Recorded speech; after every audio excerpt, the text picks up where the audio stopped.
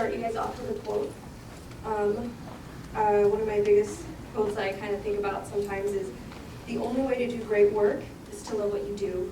And I believe that's super important because that's kind of how I landed this job from the get-go. So, all right, how did I become an esthetician? Well, I do remember waxing my sister in the bathroom because she was stuck, and she screams and she's like, "You have to take it off." I'm like, "I don't want to do this ever," because it was super difficult and you're like very uncalled for, and I ended up having to rescue my sister for a lot of the times.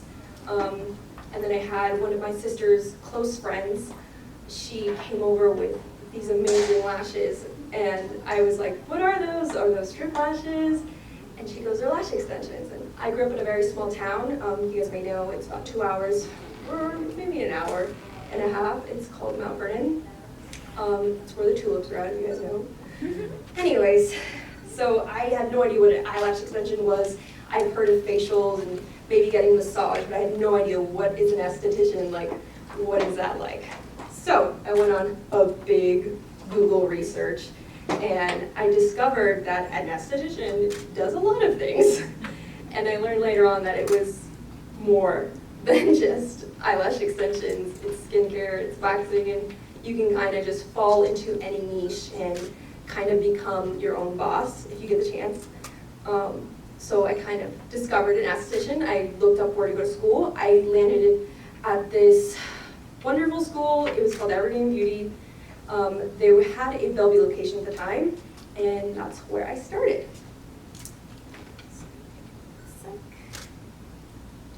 So after I attended beauty school in Bellevue, I decided to do my first job as an esthetician. I worked at Ulta, working just doing regular stuff, and then I was able to do brows at the Benefit Brow Bar. I don't know if you guys heard of that before, but they're very popular, super big chain, and it was kind of fascinating to kind of just fall into this corporate industry and do brows and sell makeup, and that was fun, but then again, the whole reason I went to school was to learn eyelash extensions.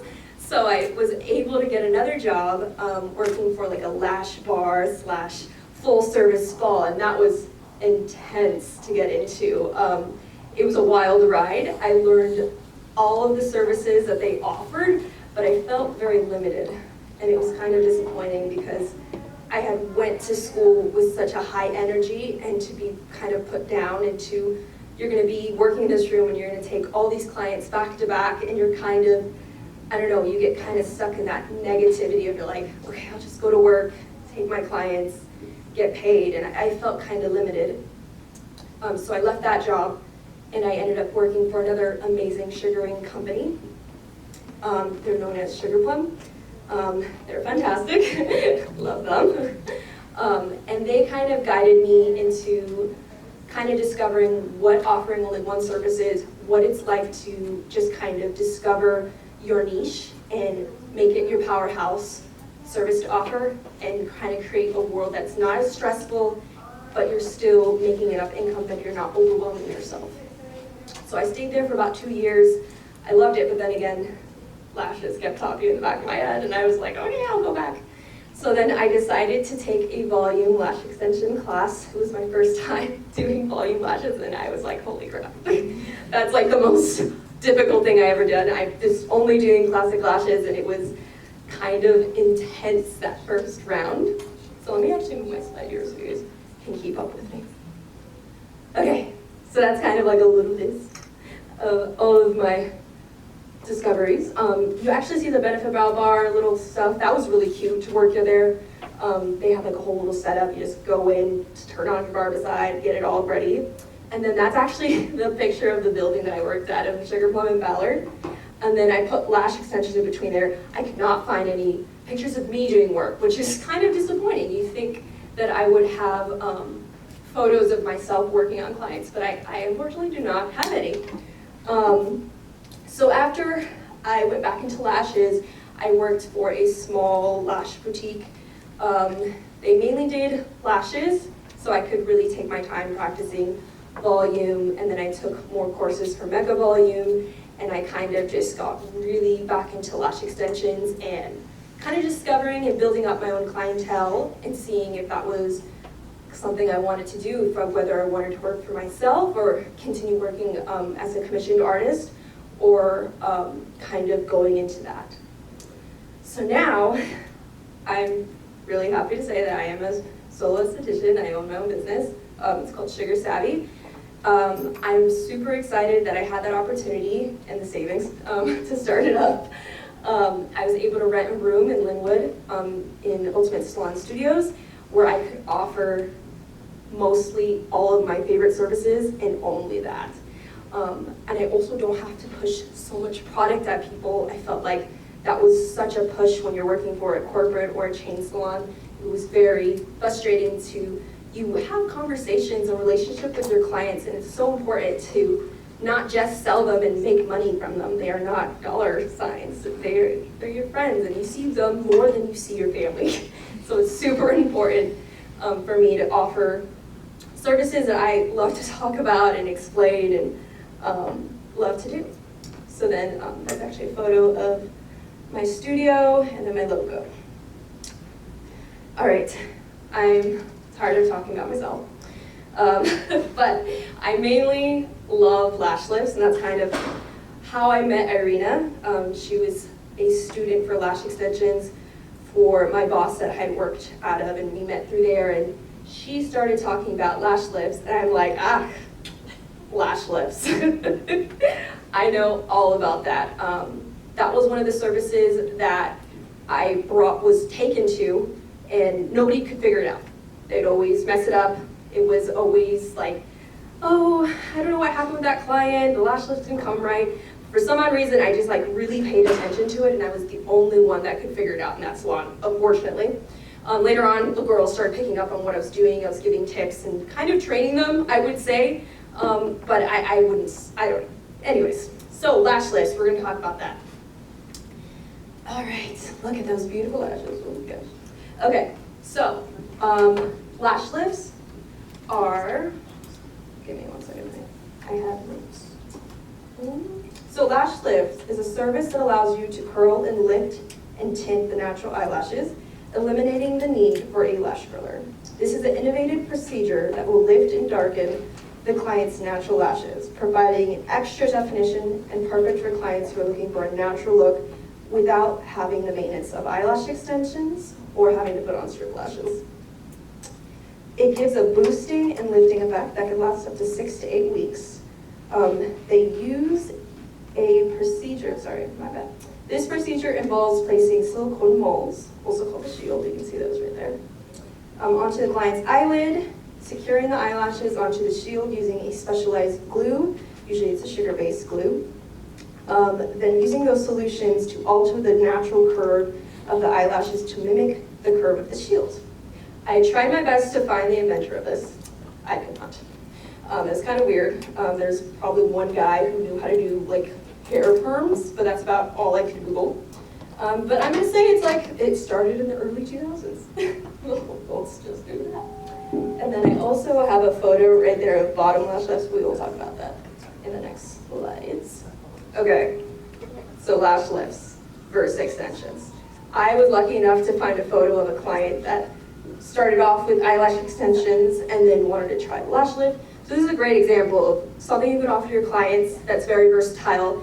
They want a lash break, let them do a lash lift. Lash lifts, you don't really have a lot of aftercare. I've noticed they usually tell you, wait 24 hours, no water. But I kind of noticed that doesn't matter, and I'll get to more why that's a big deal.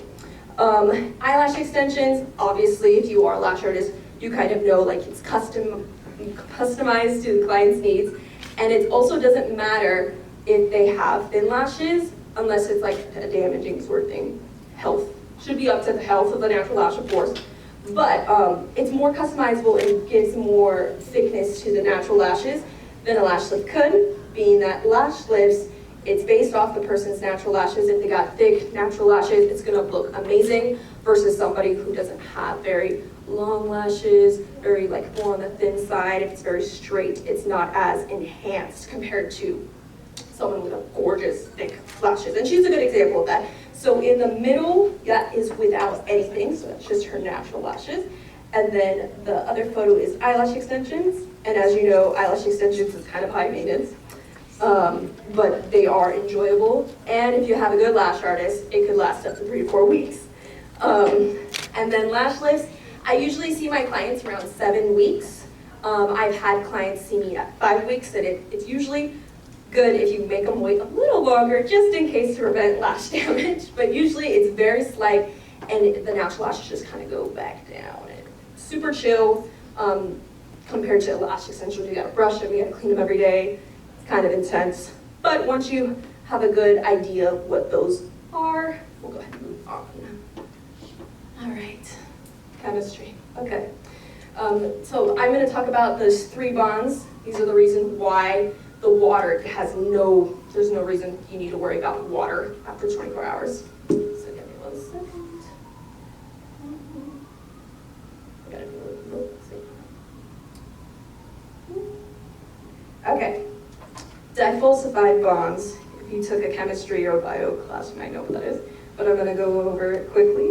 So it is a strong protein structure of the hair shaft held by chemical bonds. The more disulfide that occurs in the fiber, the curlier and thicker the hair will be or will appear.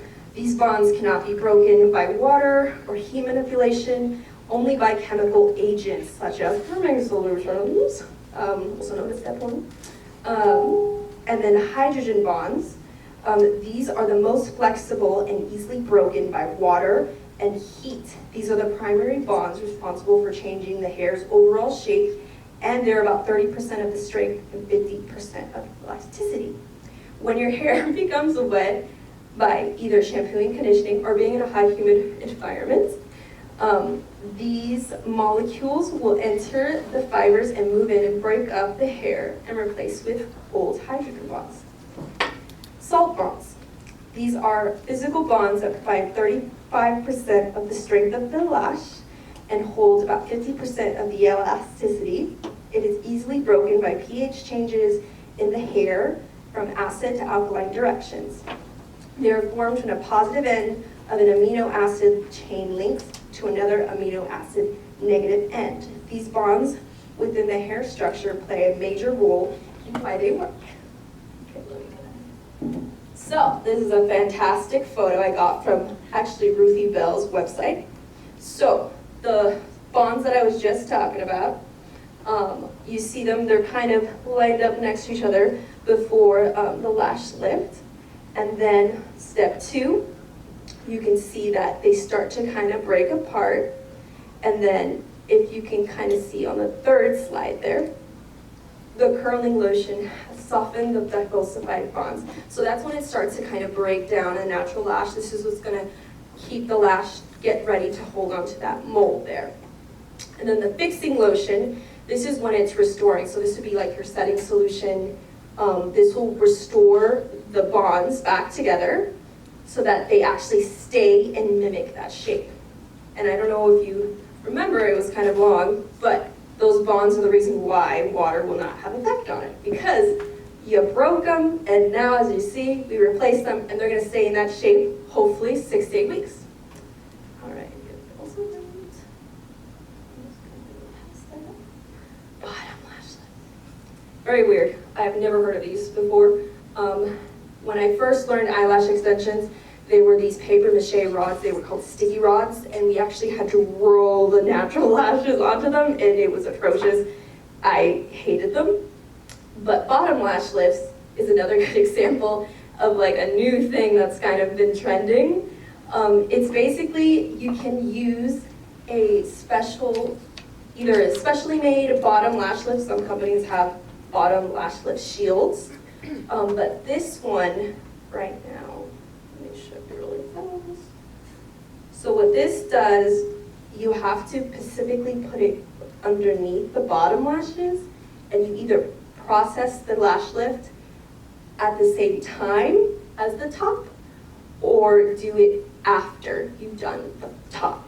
I've learned to do it at the same time. This is not easy because, as you can see, her membrane is showing, so if you get it too close to the eye, it will be very irritating. So it's kind of nifty to learn, but highly recommend it looks amazing, and it is a unique service to offer. I actually include it with my lash lifts if their eye shape fits. Some people just don't have bottom lashes and it wouldn't really make a difference. But this gal's a good example, and then I usually tint afterwards. Tinting on the iPads is like a whole nother spiel I could talk about. Okay, so that was a lot. I have a few photos. Does anybody have experience with lash lifts at all? Raise your hand. Cool. I have the first slide. Does anyone want to say what's wrong with that lash lift? Overprocessed. Overprocessed, you got it. Yes, that's a very overprocessed, exaggerated photo. That's an easy one to do. And then number 2, anybody can figure out, just kind of shoot your head up, what's wrong with that lash lift? Too much tape and too much solution. Too much solution? That might be an answer? Tape? Who knows? Not enough solution? I can't. Give you a hint. That is the first step processing solution there. It's not even distributed. Ah, yeah. As you can tell, I don't want to move, but if you look close enough, the solution is uneven. It's kind of giving a wavy, and it's not lined up. And you want it to be really lined up. You want, for the first solution, it should be even all throughout. And as Kendall said earlier, not enough solution was applied. And for the next slide here, anybody have any guesses? What is wrong? As you can tell, it kind of answers the first question. What happens when you don't put enough solution and when the solution is placed unevenly throughout the lash lift? It kind of gives a more messier look. And as you can see a little closer, it's the leg of that lift is still not high enough as I would want it to be. Okay, let's go ahead and see for the next slide. So, who's a good candidate for lash lifts? That's kind of a hard one. Sometimes clients would love to have a great lash lift because it's affordable and they want to try it, but they don't have great natural lashes. So a lot of the times, what I would look at is make sure that they have enough lashes. The first photo is a picture of somebody with trich, also known as trichomania. So this is someone that is not a good candidate because they pick at their natural lashes. They can also pick at their hair. So I don't recommend, they are not a good candidate.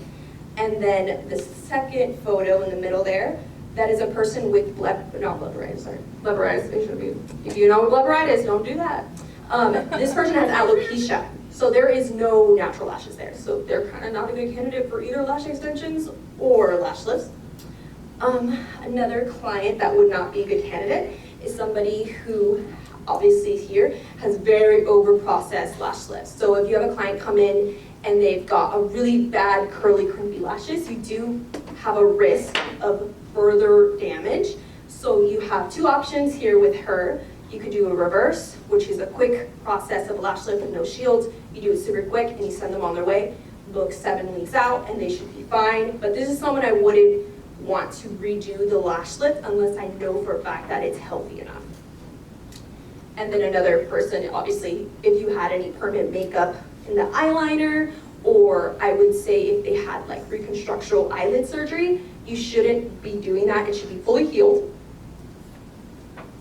Okay, why should you offer lash lifts unless you already offer them? I'm using Ellie Bond as a good example because they're probably the most popular that was like the first one I got my hands on when I first learned lash lifts. So you get about $225 for one full kit, and there's about 30 uses total. I looked up the average of a lash lift in Seattle, which I was kind of surprised. It was $123. I've seen other people charge more, and I've seen people charge real low. So that's kind of a good price point. If you do about 30 treatments, use that whole kit, that's about $3,690. So out of that $200 box, that investment, you get quite a jump. And I know for a fact that each of those sachets, they have an expiration date. And as long as you keep an eye on that, it should last you about 6 to 9 months. From what I know, I think it could last up to a year on some other packets, but that's another good reason why I love lash lifts. There's also another thing, you don't really need a lot of training for lash lifts. You can kind of figure it out on your own, do some models, but if you can afford it, get some lash lift training. They offer online and in-person training, they're ranging from $500 to $800. Quick Google search, lash lifts near me, Google training, you can easily find it. You could also ask me, I actually know some really good online training too. Okay, finally I can talk about my favorite stuff. Okay, so if you look about in that right corner, that purple shield, that's kind of what I've used in those photos in the past. So this is Katia Vinog. She's from Russia. She has a really amazing lash lift shields that don't require adhesive on the top lid. And what I like about them is that it has a special softer top to it, that it's actually flexed with the curve. So it goes with your client's natural curve. And not only that, it also, when you do put adhesive on it, the lashes are already sticking to it, so it's not as difficult. And then she also does bottom shields too. And then I also have, one of my favorites is the Elibana Pro Fusion. That's another great product because it is also for brow laminations. It's very gentle too. And then I kind of threw in one of the Elibana, I believe the Lash Lift glue there. And that's really strong, and you just kind of use water if it's too much. And in the center is my lamination. This is another great lash lifting product. They have like a whole kit. And I felt like it fit in my budget to like put it in. It wasn't as expensive as Elibana sometimes, but it also gave the same effect and also had like an amazing smoothing, hydrating ingredient that kind of makes it super like hydrated. Not as dry as I would say, because they have a really good hydrating serum with it. Okay, if you're new to lash lifts, I love, and Irina actually showed me, it is Ruthie Belle's Lash Lift Kit. There is no way to overprocess a client's lashes using this kit. And it's amazing, it's super easy to use, and I believe that they have like a really good lash lift adhesive. I haven't used it myself, but I have used the perm solution and all that too. Another great shields that are out there for lash lifts is Inley, and they're from Italy as well. I don't know if you noticed, my lamination is Italy, and I like using stuff from Italy. I feel like Italy, anything from Europe is going to have a higher beauty standard, so that's always something to look up into. Anyways, about Inley's shields. So this is the first kind of deep dive into lash lifts that I kind of took a turn on. It actually offered a doll-like curl, and it also offered a more natural-like curl, which is not very normal for lash lifts. It's usually small, medium, large. And you're like, okay, that's all I got, all right. This one is like, no, you get to pick. So they have more of a rod-like shield, and they also have flatter shields, and you can kind of customize it to whatever your client kind of wants, but also what fits their eye shape, and that's another big deal. For lash tinting and brow tinting, I love Elan. They have like these little packets, and I feel like I don't have to use as much, especially with, I think, Reflecto-Sil was one of the main ones that I was always bouncing back to, but the results are always mixed. It's actually, the minute you put it on the brows or the lashes, it turns to the color and you have to watch it like a hawk. But it works very quickly. I think I can do a whole lash lift and brow tint under like 6 minutes, I would say. If you have a client with light blonde lashes, you literally leave it on for less than 2 minutes. Or if they want that look. For brows, I feel like you have to be real careful. Okay, let me go to the next shit. Okay, I can kind of breathe for a second. Okay, so what other trendy like services? This is going to be mainly about lashes, so I'll kind of quickly go through. So I actually was trained in Russian volume, so that's a really good lash service to offer. It's kind of very particular for some people because it can be very full, as you can tell, but you can also use it to add those skills to how you normally do Russian volume or any kind of volume.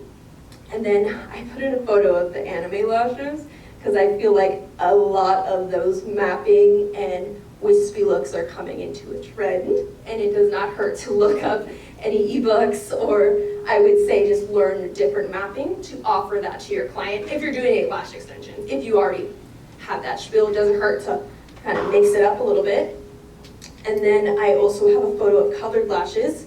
That's another good example of just adding in, spicing up the lashes, basically.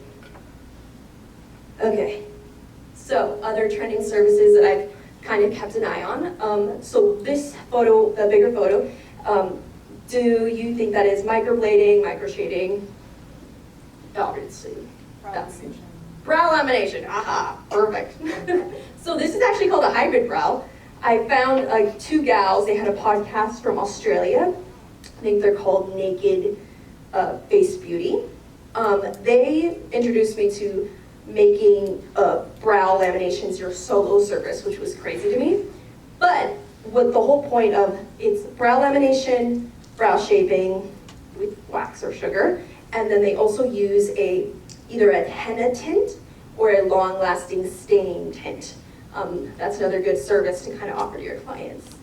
And then of course, I did a quick spiel of microblading with a little bit of micro shading. It can kind of go on forever, but brows, permanent makeup, it's not going away.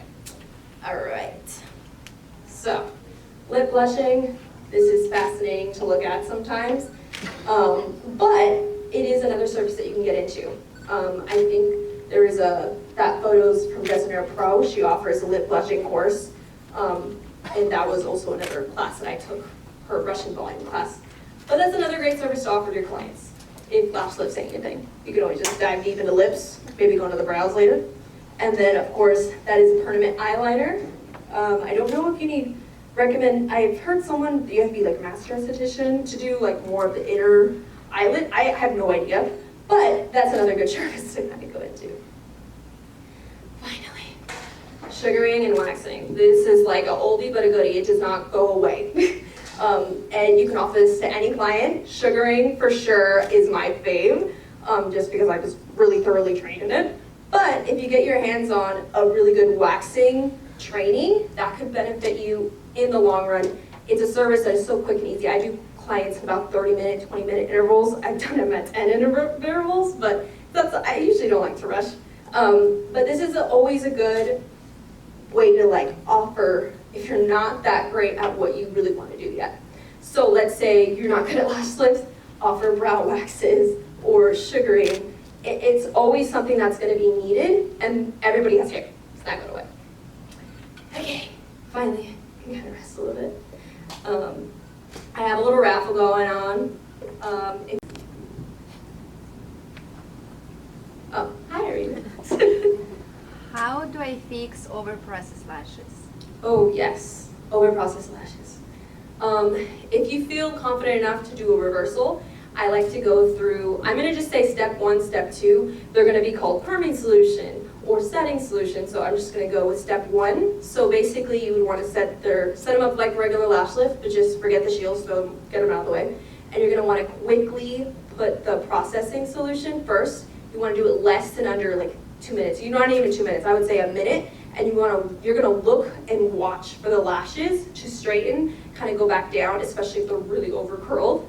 And then once you feel like that's a good enough, like they're fully relaxed and they don't look crazy anymore, you go ahead and quickly put the setting solution. I would actually leave on the hydrating solution or it's usually like a moisture mask. I think Elivana has it just combined in the setting solution. So I would actually just put like an oil.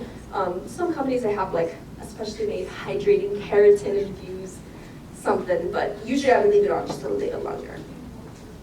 Oh yeah, throw it back. I was wondering, so if your lashes don't turn out exactly how you like them, or what would you tell your client, or what would you do to like help the situation? So you're asking if the lashes were not lifted enough? Yeah. Ah. So you can redo the